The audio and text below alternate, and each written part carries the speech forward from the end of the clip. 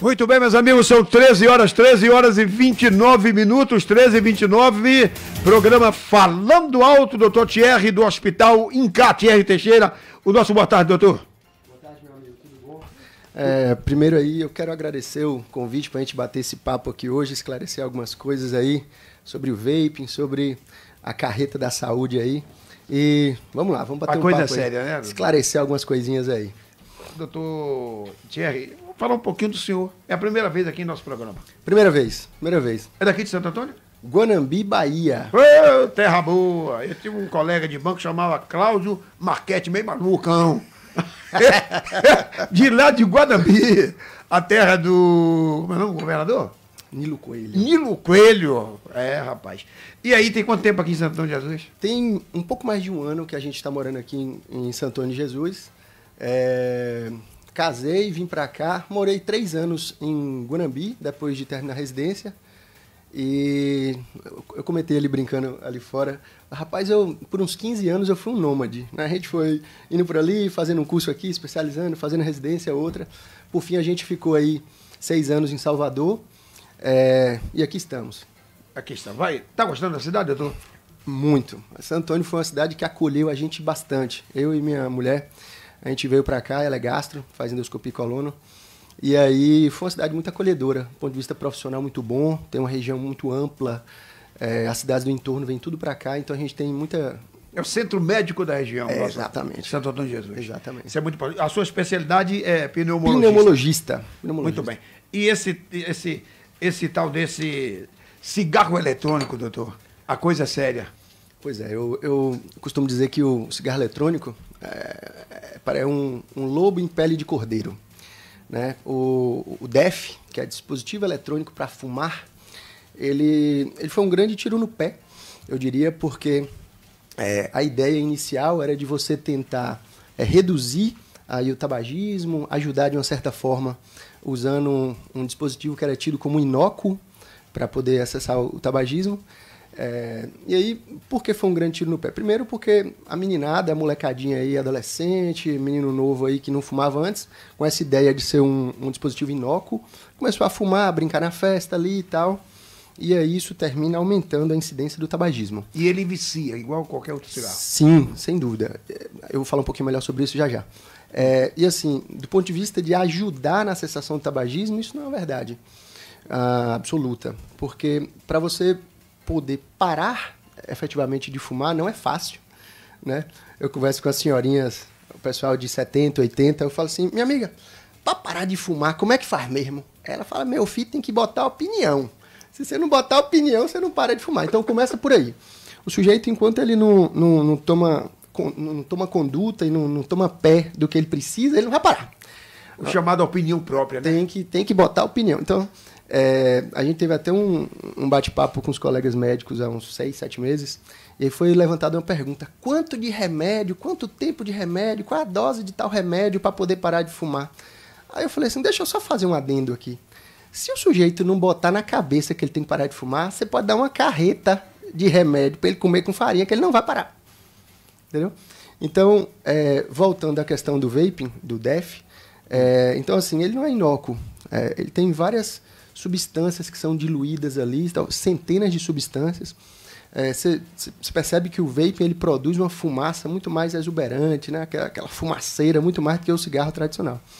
Aquilo ali acontece porque dentro do dispositivo ele tem um filamentozinho, e esse filamento ele é composto por metais pesados. Aí, níquel, cobre, cromo, latão, dependendo do tipo de vaping aí, e ele esquenta e aquece aquele líquido e o cabo vai e puxa. E isso também é uma das coisas que faz mal, porque aquele metal ali, quando ele é aquecido, aquele metal pesado, ele é precursor de câncer. E não dá para saber se eu, você, João, Maria, quem é que vai desenvolver câncer lá na frente. Então é mais ou menos por aí. A questão ela é mais feia do que se parece ser. Então não se tem um ponto estratégico para você buscar com o objetivo de parar de usar. Hoje, a gente sabe, tem alguns textos bons da Sociedade Brasileira de Pneumologia e Tisiologia que mostra que para você parar de fumar, é necessário traçar na verdade, uma estratégia individual para parar de fumar. Não é aquela coisa assim, eu tô querendo parar de fumar, me dá um comprimido, me dá um adesivo, me dá um chiclete de nicotina para eu poder parar de fumar. Não é bem assim.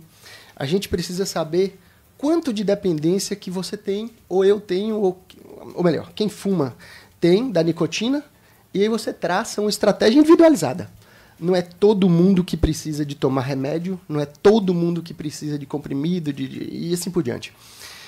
Mas você pode fazer ali uma avaliação individualizada, uma anamnese, e aí você consegue, através de alguns scores, por exemplo, o Fagerstrom é um score que a gente usa muito desde a residência, e aí você consegue mais ou menos entender o quanto que aquele sujeito é dependente da nicotina.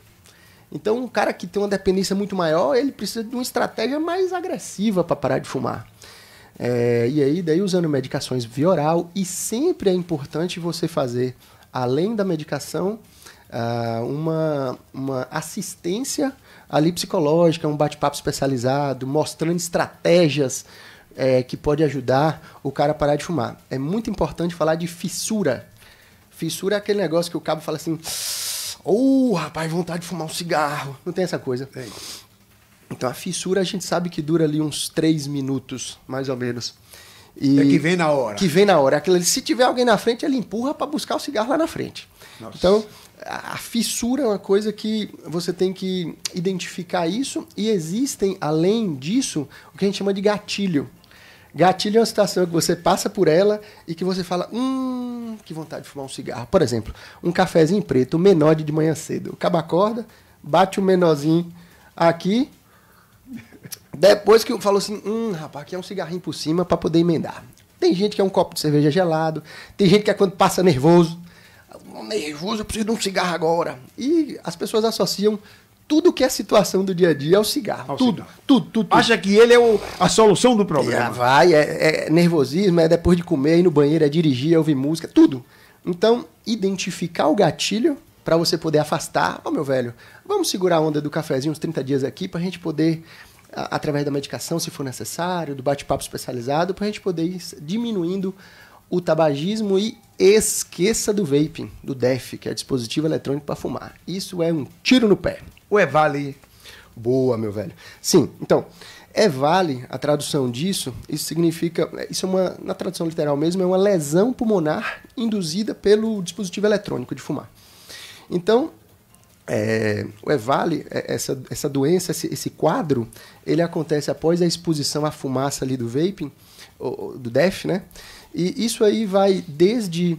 um paciente pode desenvolver pneumonia, pode desenvolver fibrose no pulmão, o paciente pode ter uma insuficiência respiratória aguda, como aconteceu com o pessoal famoso aí, Solange Almeida. Solange Almeida, cantora. E ela falou na entrevista que ela já estava sentindo alguma coisa. Exatamente. Ela deu uma contribuição muito importante nesse sentido aí, porque ela falou o que ela sentiu, o que ela sofreu, foi no fundo do poço. Outro caso muito famoso também é daquele do Henrique, da dupla Henrique e Juliano, famoso também.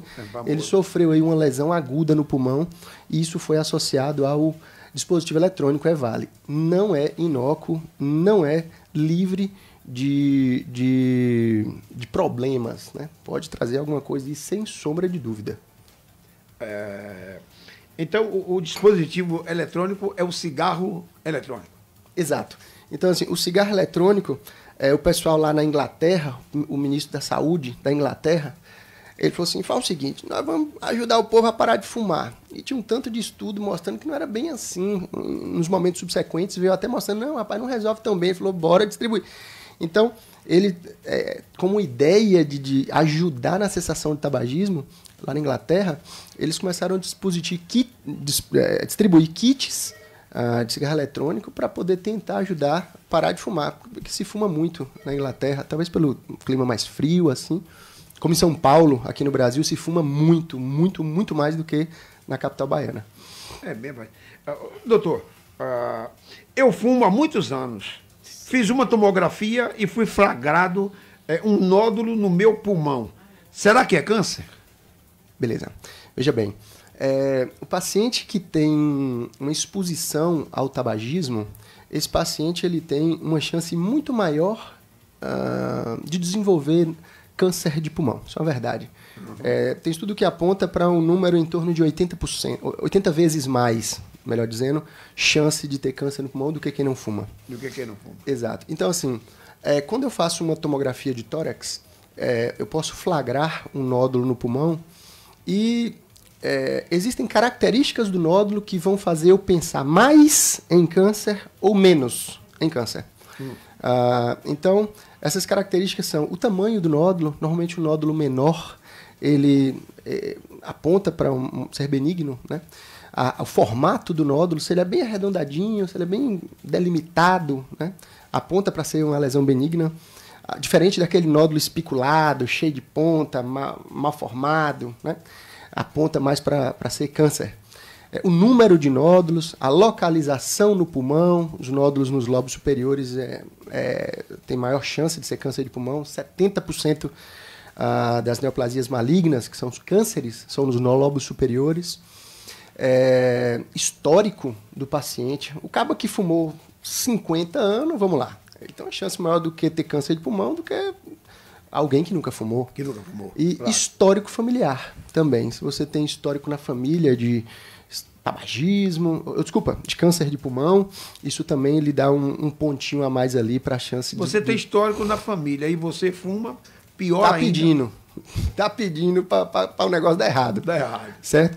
Então, assim... Permita aí, doutor. Elane, nosso público aí, fique à vontade, viu? Se tiver pergunta aí, pode nos interromper. Tranquilo. Pois não, doutor. Então, dando seguimento no que a gente estava falando aqui do nódulo ser câncer ou não, então, essas características elas vão apontando para uma maior ou menor preocupação. Veja, agora na época da Covid-19, a galera começou a fazer tomografia à torta e à direito. Muita tomografia com medo da lesão pulmonar ser muito extensa, de não estar melhorando.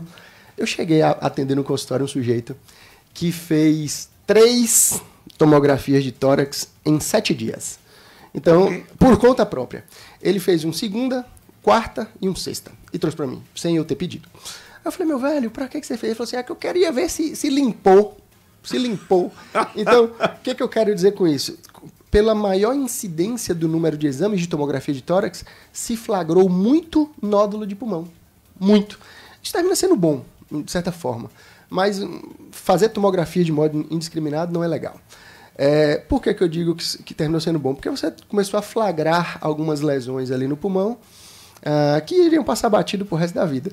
Mas teria um maior peso aí em pacientes com essa questão de tabagismo, histórico familiar de câncer de pulmão e assim por diante. E é por aí. Muito bem. O que acarreta para o pulmão essa questão do começar a aparecer o nódulo? O que a pessoa deve fazer? Perfeito. Então, veja bem. Um paciente com nódulo pulmonar, um achado aleatório de um nódulo no pulmão, algo em torno de 80% para mais dos casos, não vai acarretar em absolutamente nenhum sintoma clínico, 0. Não dói, não arde, não coça, não dá tosse, não dá falta de ar, não dá chiado no peito, nada. Que está o risco. Agora perceba, o grande problema do câncer de pulmão é que quando os sintomas aparecem, o bicho já está pegando, morre logo. Nossa. Então é o câncer que mais mata, é pulmão. Mata mais que próstata, mata mais que trato gastrointestinal, intestino, mata mais que mama, mata muito. Apesar da incidência ser muito alta de mama em mulheres, né, o pulmão mata mais. Tá? Porque quando se faz o diagnóstico, o paciente já está tossindo sangue, já está com falta de ar, já está com metástase, e o tratamento, o manejo, termina sendo muda muito pouco, por conta de já estar tão lá na frente. Então, para responder, finalizando a sua pergunta, um nódulo no pulmão, ele acarreta em algum sintoma clínico? A maioria absoluta, não. Tá?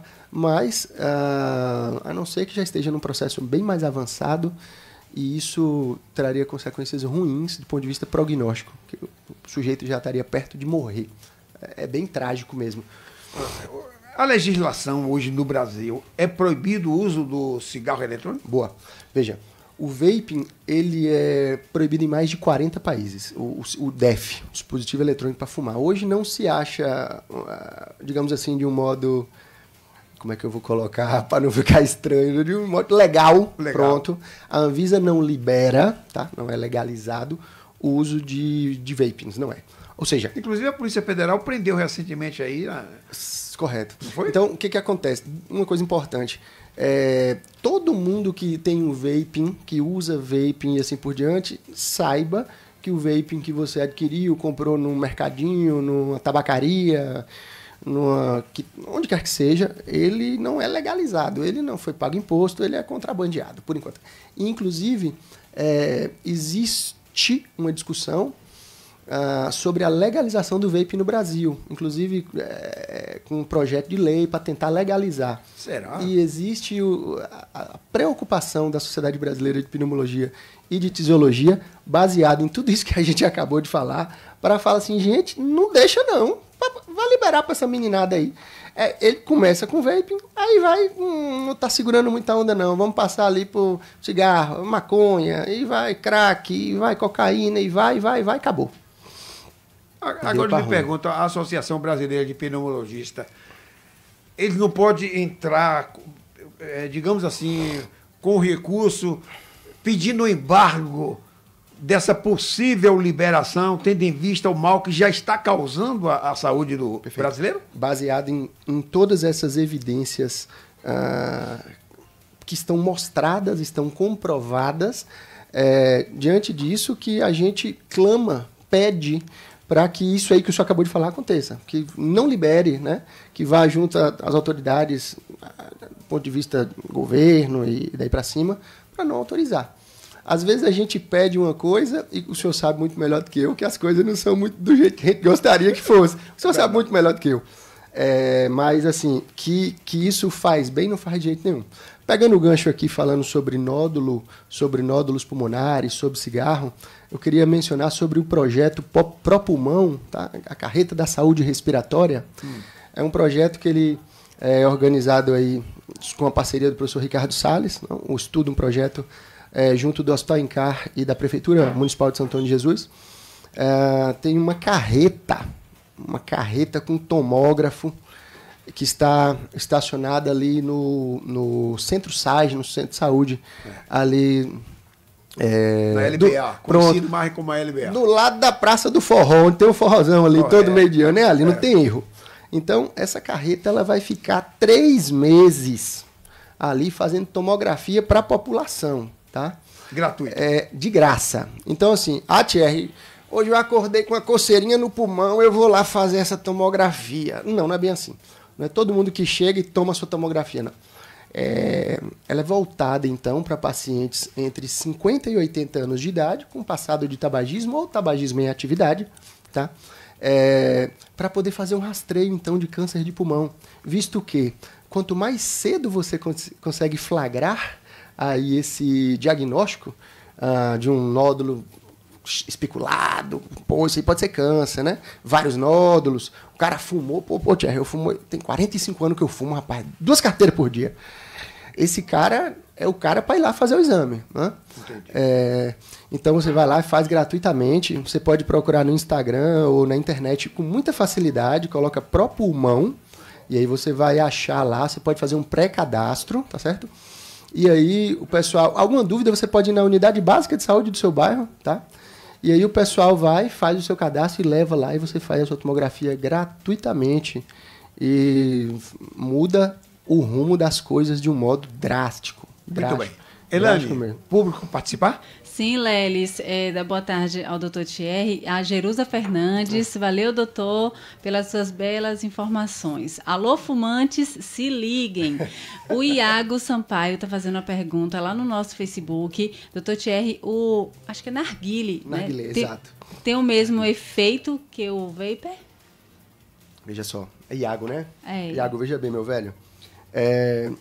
Existem estudos que mostram sobre o narguilé ou narguilé, que 1 hora, veja bem, 1 hora, você senta ali numa roda de amigos, às vezes tem uma mangueira para lá, uma para cá, umas 3, 4. 1 hora fumando narguilé equivale a 100 cigarros. É como se você, em 1 hora... A proporção de que você fazendo uma comparação direta, e tem estudo que mostra que é em torno de 100 cigarros. Então, Narguilé. Narguilé. É um tipo de cigarro. É como se fosse um vaso que você bota um produto dentro, aí tem uma mangueira, você acende ali, bota um fogo e vai puxando a fumaça que sai de dentro daquele vaso ali. Miséria. Exato. Mas o ser humano me cria história, né? Cria. A galera não quer nem saber se está estragando a saúde dele. O pessoal é criativo. Que coisa, hein? O senhor não tem ideia. Pois não, continue com a explicação envolvente. Vamos lá. Então é isso.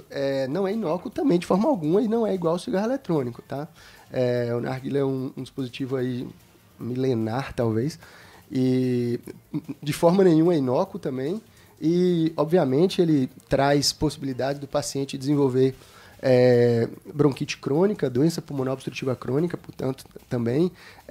Às vezes, doenças infecciosas podem ser transmitidas pelo narguilé, porque às vezes você compartilha ali, você puxa, aí você está com tuberculose, um negócio ali, toma, puxa também, já foi, passou. Então, ligar o alerta para esse tipo de situação aí também. Tem mais ela, né? Ô, Lelis, eu queria saber do doutor, está tendo essa campanha aqui em Santo Antônio de Jesus? Está aqui em Santo Antônio de Jesus. Pois é. Quem é fumante, tem vontade de parar, não tem nenhum diagnóstico ainda, né, de câncer e tudo mais, pode também ser atendido lá? Sim. Então, tem esses detalhes para poder entrar nesse projeto, né? Da faixa etária. O paciente tem que ter entre 50 e 80 anos de idade, está fumando ou ter fumado nos últimos 15 anos, ou parou em menos de 15 anos. Ele já está ali naquele grupo que vai se beneficiar com a tomografia. Mas para parar de fumar, como a gente bateu um papo agora, é importante a gente identificar, então, as situações em que o paciente tem mais vontade de fumar, que é chamado de gatilho. Aí você vai identificar isso, classificar o tanto que ele é dependente da nicotina, para você conseguir, então, individualizar o tratamento, talvez com medicação, talvez com oral, adesivo e assim por diante. Agora como é que funciona aí essa carreta? O cara tem a partir de 50, né? Boa. 50, a partir 80. De 50 anos. Eu primeiro vou passar por uma consulta onde? Lá? Boa. O médico vai me atender primeiro e dizer que é necessário ou não? Veja,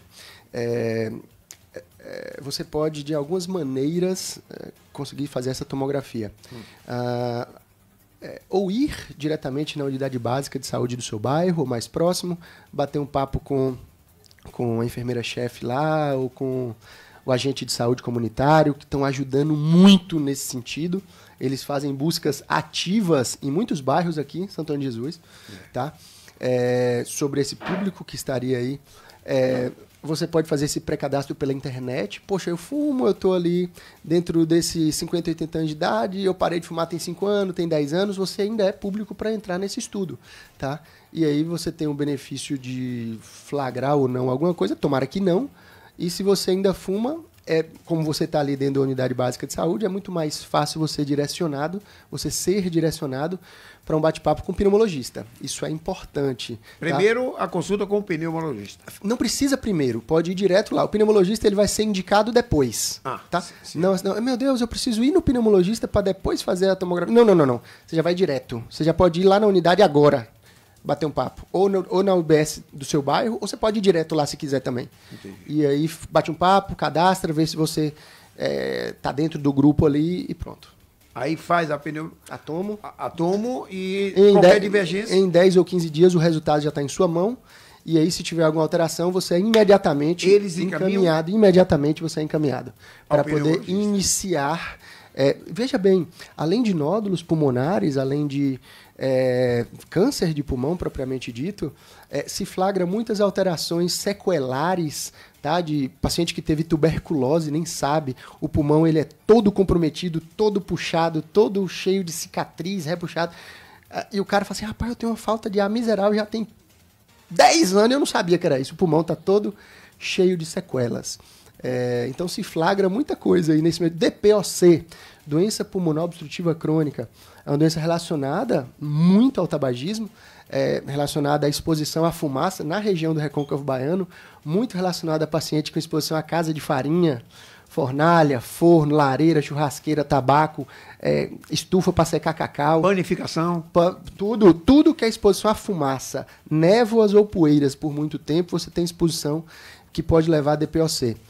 E isso traz características clínicas, o paciente sentindo aquela tosse seca que não melhora nunca, a falta de fôlego, um chiado, um negócio que não melhora. DPOC é um diagnóstico provável. É necessário fazer uma avaliação, uma espirometria. Falando em DPOC, só para pegar esse ganchinho aqui, existem situações que você muda mortalidade.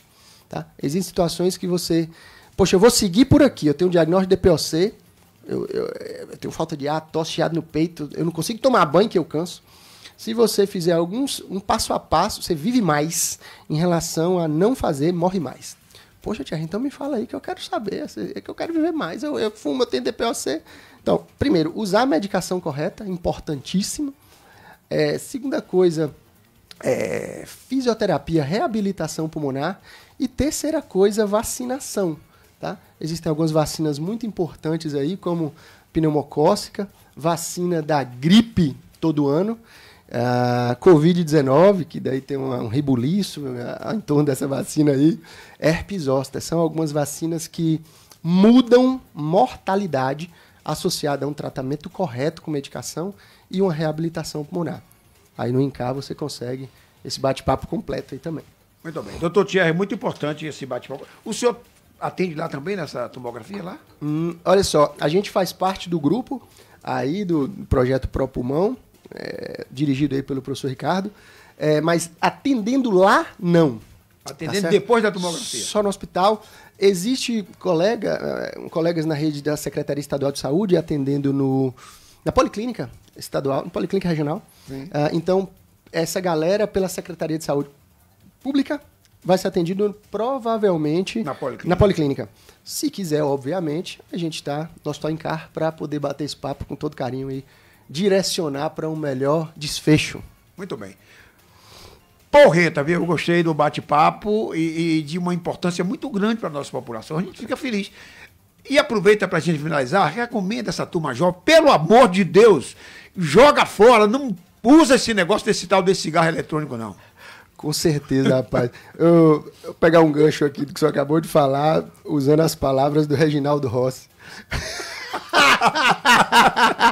Era uma figura. O Reginaldo Rossi falou assim, rapaz, na minha época, enquanto o pessoal cheirava cocaína, fumava cigarro, eu cheirava o cangote das meninas. Então, cada um cheira e fuma o que quer. Mas, obviamente, de um modo responsável, a gente tem que abrir o olho do pessoal para parar, procurar uma ajuda, porque existe de um modo tranquilo, tá? Assim, eu costumo levar muito tranquilo a abordagem com os meus pacientes no consultório, falando assim, meu amigo, para de fumar agora, senão você vai morrer. Não tem esse bate-papo lá, você tá entendendo como é que é? Entendi. Então o negócio é assim, vamos junto, vamos reduzindo gradativa, lenta e corretamente. O trabalho psicológico influencia muito. Isso, né? É importante. E eu sou seu amigo, cara, não tô aqui para te xingar, para falar, você é um sem vergonha, para de fumar, você vai morrer, tá se matando. Tabagismo é doença e tem tratamento, certo? E a gente tá aí para ir junto. Muito bem, parabéns, doutor. Obrigado. Thierry, um abraço, muito obrigado pela sua participação. É a primeira vez, mas vamos de vez em quando tá chamando o homem aqui, né, Felipe? Para esclarecer ao nosso público ouvinte, que é muito grande, viu, doutor? Fechou. Obrigado aí pelo convite, obrigado por deixar a gente esclarecer alguma coisinha aí. E junto nesse bate-papo mais descontraído, mais tranquilo, a gente consegue consolidar melhor as coisas. Muito bem. Aí, gente, falamos com o Dr. Thierry, aqui ao vivo no programa Falando Alto. Ele é pneumologista do Hospital INCAR. E se você tiver qualquer dúvida, marca uma consulta, vai lá. Ele vai te atender. Então, e se você tem um filho que você está desconfiado que ele está usando esse terrível cigarro eletrônico, chama logo o cabra para conversar, leva ele lá para conversar com o Dr. Thierry e começar a fazer um trabalho psicológico descontraídamente, que é para ele não continuar. E acabar com isso, que isso mata. Isso é horrível e terrível, tá bom? Um abraço, doutor. Valeu, meu amigo. 13h58. Vamos aos comerciais.